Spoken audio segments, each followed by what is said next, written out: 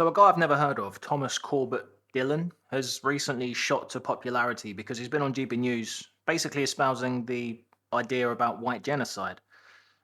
Let's have a look at what he said.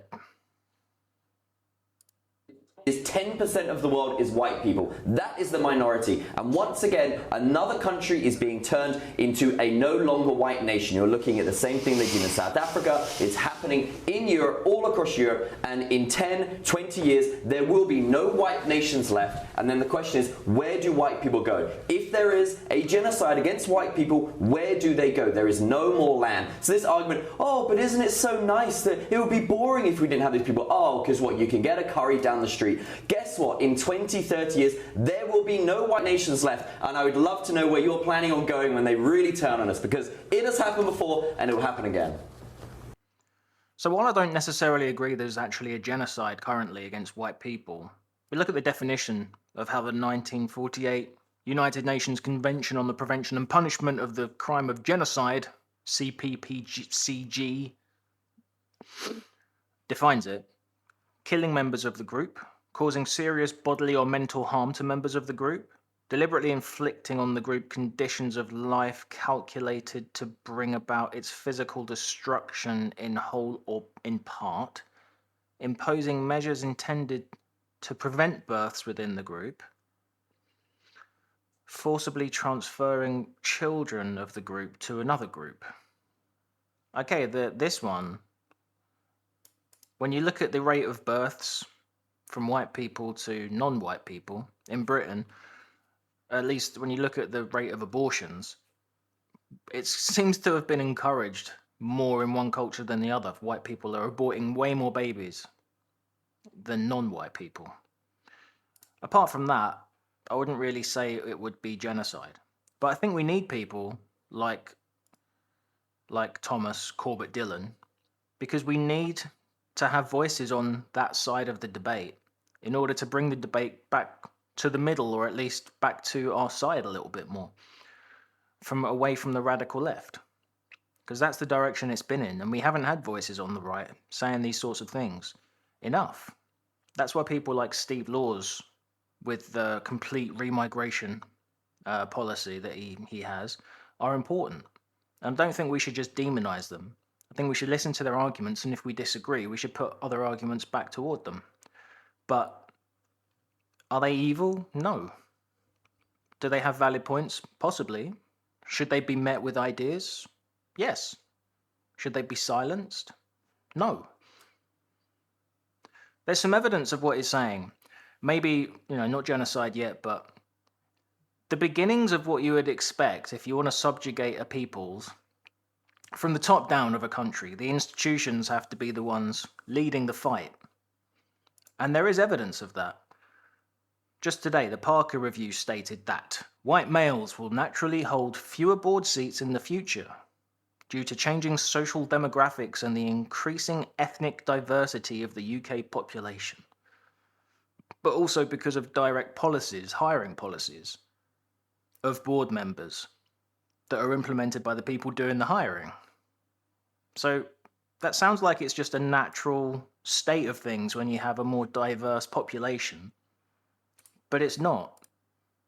Because when you still let merit be the deciding factor, apparently that's not enough, because that's why we have these positive action programs.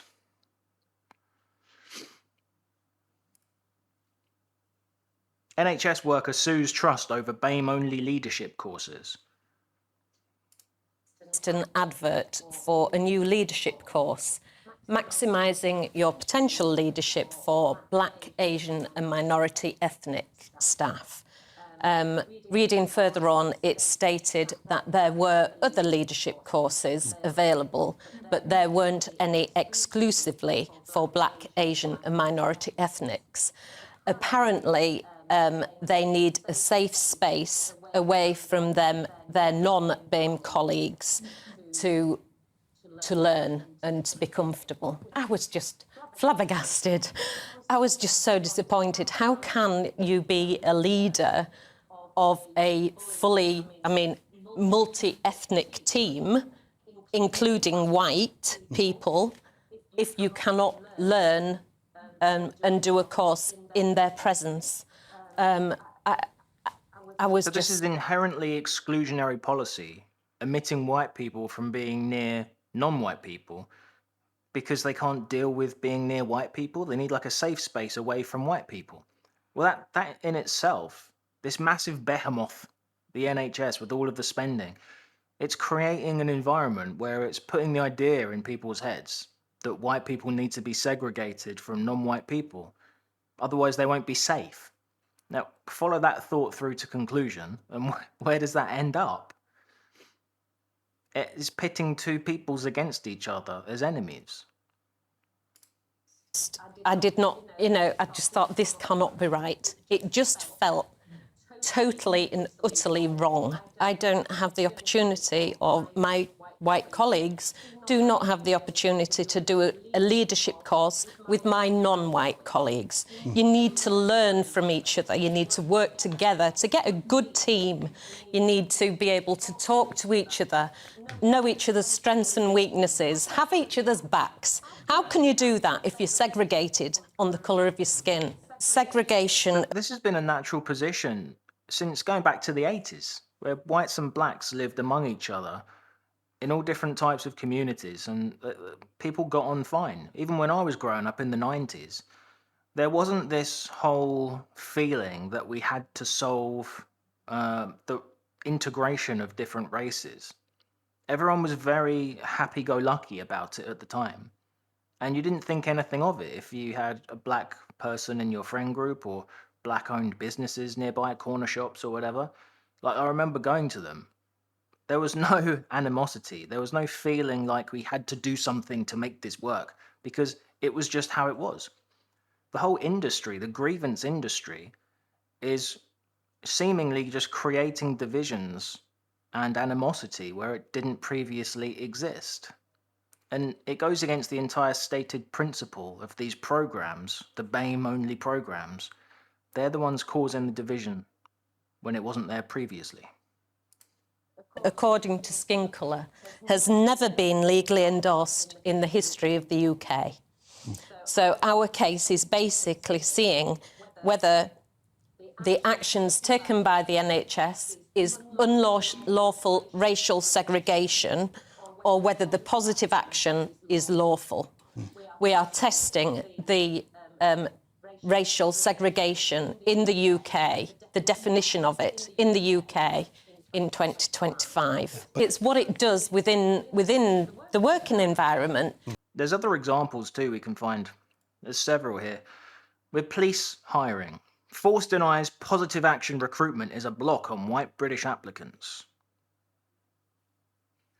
So it comes after an article in the Telegraph suggested the Force has approached a positive action recruitment, that's basically just doublespeak for racism, had temporarily blocked applications from white British candidates in an attempt to boost diversity, with underrepresented groups able to lodge their applications early.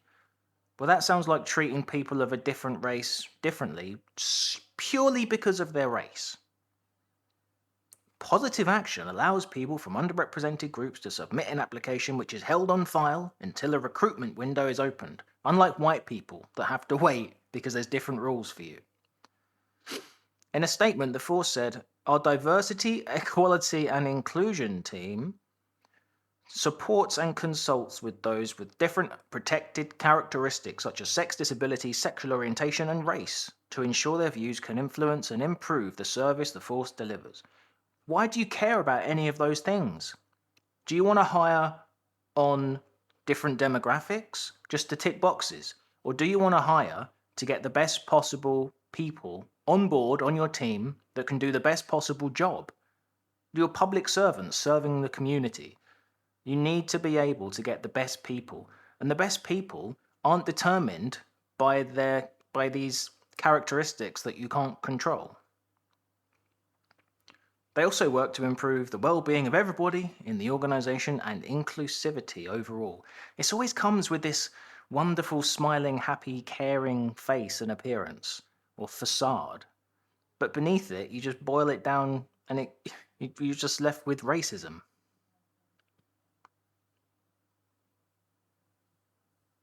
Enabling people from underrepresented groups to apply early does not give them an advantage in the application process. Well, it just does. It creates a pool, seemingly, of a much larger pool of candidates from non-white backgrounds because they have a much wider window where they can submit their applications. So this is just their statement trying to justify it. They're just coming up with lies. But they're good lies, though. They're lies that make you feel warm and fluffy inside, apparently, if you're a West Midlands, West Yorkshire police. More examples from police forces. White police officers overlooked for promotion win race claim. An article by Kavitha Sivasubramaniam. 3 white police officers who were passed over for promotion in favour of ethnic minority candidate have won their race discrimination claim. At least maybe there's some justice left to be had in our justice system. A tribunal ruled that white British officers were overlooked by Thames Valley Police because of their race, and that an ethnic minority sergeant was promoted without any competitive assessment process taking place, to improve diversity among senior staff.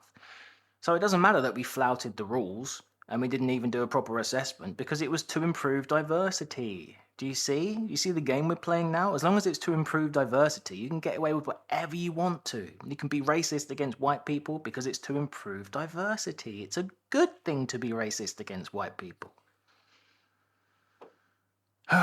It concluded that Bailey jumped the gun in relation to promoting Situ to make it happen on the instruction of Deputy Chief Constable, and in her eagerness took the decision without thinking it through.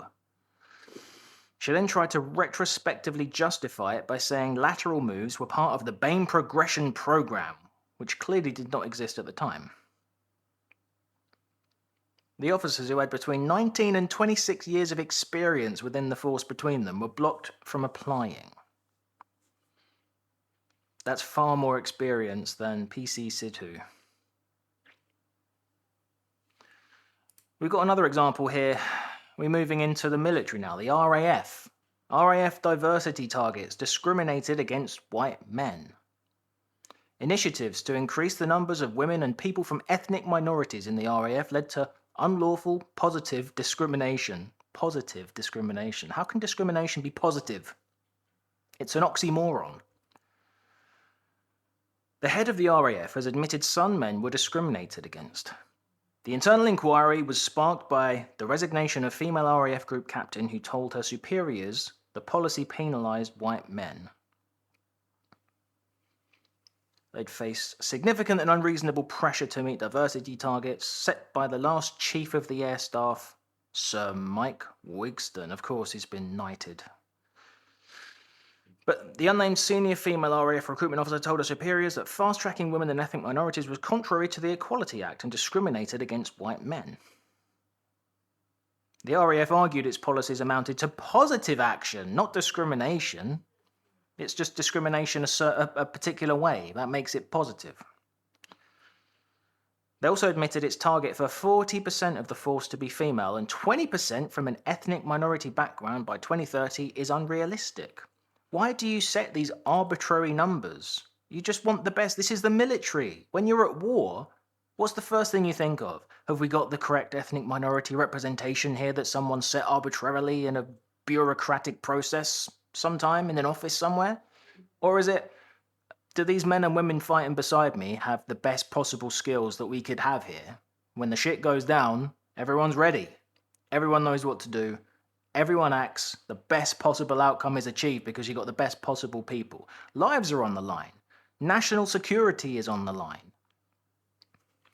But these people are so focused on this positive discrimination oxymoron that they're willingly putting people's lives at risk and the country at risk by having a weaker military than otherwise. What else have we got here? Tribunal finds police discriminated against white heterosexual male. Matthew Furlong, the guy that got passed over, had a degree in physics and cosmology from Lancaster University and was told during the interview, "It's refreshing to meet someone as well prepared as yourself and that you could not have done any more."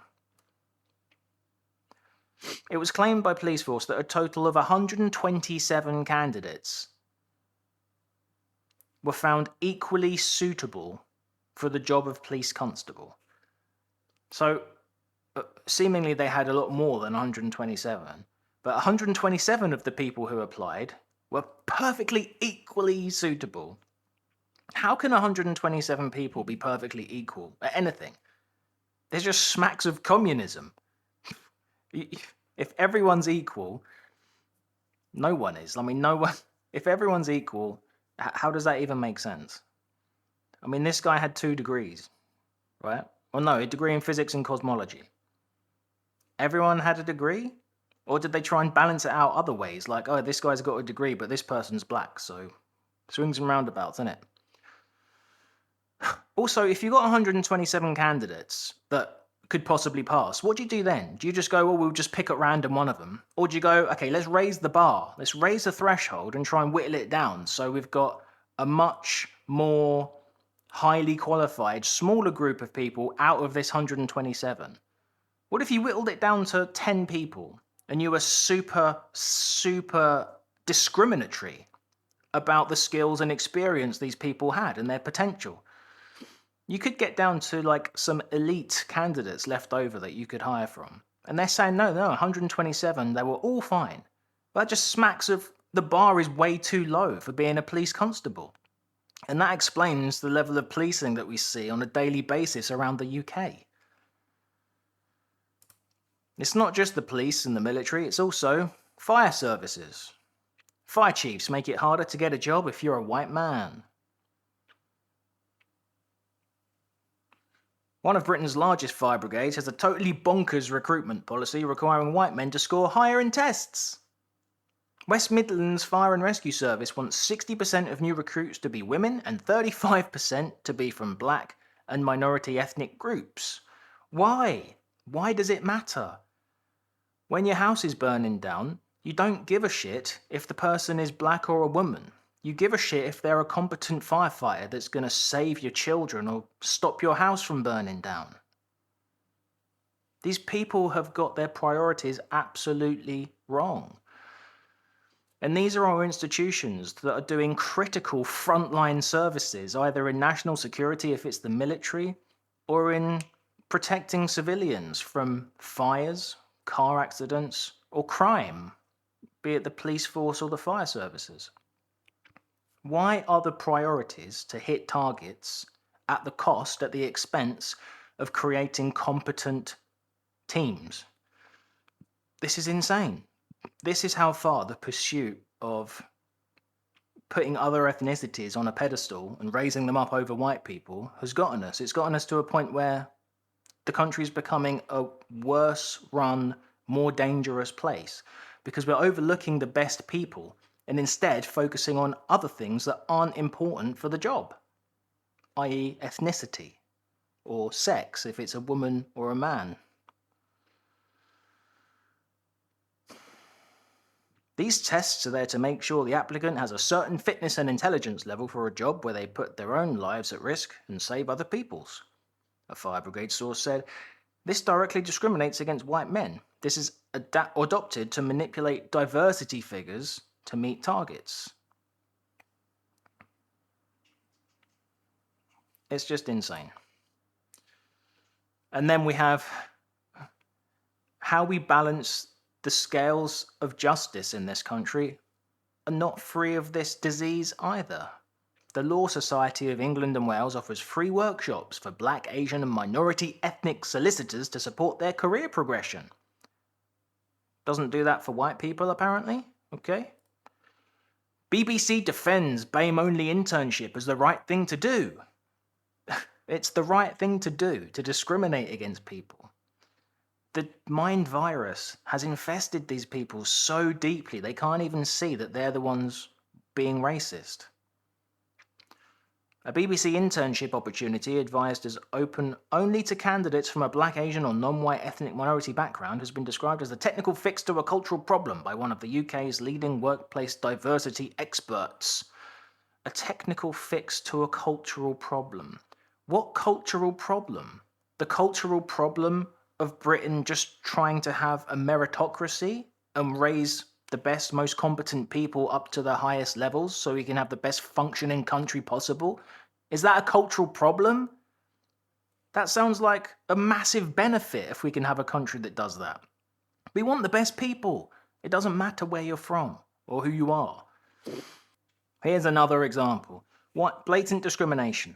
White Britain's denied chance to apply for security services internships as agencies ramp up efforts to increase diversity.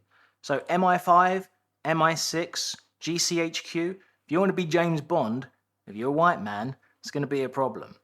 Doesn't matter if you're like an SAS veteran with years and years of experience at the most difficult, high-pressure situations. Doesn't matter. If you're white, yeah, probably ain't right for this job, mate. But this is our security services. Our special security that's supposed to be on the forefront of it, gathering intelligence, dealing with covert operations. And we're still applying this ridiculous non-meritocracy to hiring policy. Now, if you wanted to completely destroy and subjugate a people, an ethnic people from a country, this is how you'd go about doing it. You'd infest all of these top-level institutions that are critical in the country's infrastructure, both abroad and domestically. You'd infest it with this mind disease where you want to subjugate and prevent the best people, especially the best ethnically indigenous people, from rising to the upper levels of it. How else would you take over a country peacefully? So while I might not necessarily agree with genocide, white genocide right now, I do think that these are the conversations that we need to be having in order to move the focus back to a more reasonable position where we say, okay, discriminating on race is a bad thing again. Yeah, it was bad when it was happening against black people, like in the 60s, in America specifically, and it's bad if it happens to anyone else too. And there's no such thing as reverse racism or reverse discrimination or positive discrimination. There's just discrimination. Treat people equally. Give them the credit and respect they deserve as humans in a level playing field to be treated equally, and let the cream rise to the top. That's the only way we're going to get out of this mess.